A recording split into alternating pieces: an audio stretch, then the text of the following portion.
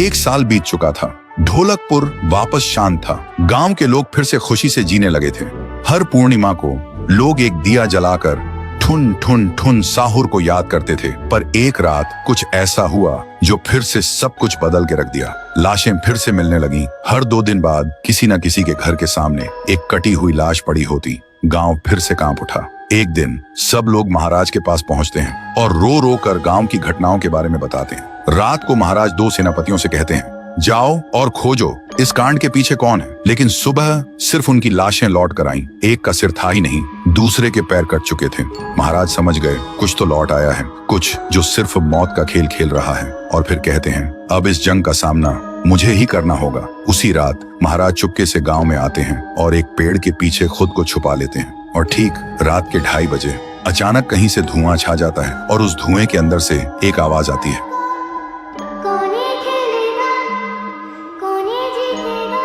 और फिर धुएं के बीच से निकलती है एक गुड़िया, गोल आंखें, एक बेजान सी मुस्कान, लेकिन चेहरा मौत का पैगाम। वो गुड़िया एक घर के गेट तक जाती है और बच्चों जैसा एक गाना गाने लगती है। उसके गाने की आवाज सुनकर एक आदमी बाहर आता है और अगले ही पल वो गुड़िया उसका सिर चबा जाती है। वो आदमी तड़प तड़प के वहीं जमीन पर गिर जाता है। महाराज सब कुछ देखते हैं। उनकी आंखें भर जाती हैं। उन्हें समझ आ जाता है इसके सामने जाना मतलब खुद का अंत लिखना है। अगली सुबह गांव के लोग इकट्ठा होते हैं। महाराज कहते हैं, ये पिछले भूत से भी ज्यादा डरावनी है।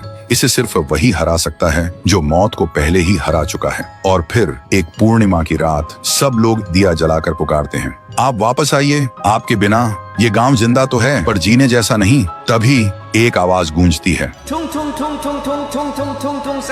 और उसी देह की आग से एक जलता हुआ पेड़ बनने लगता है और उसी पेड़ में से ठुन ठुन ठुन साहुर निकलता है। तभी फिर से वही धुआं छा जाता है और उसके साथ ही एक आवाज।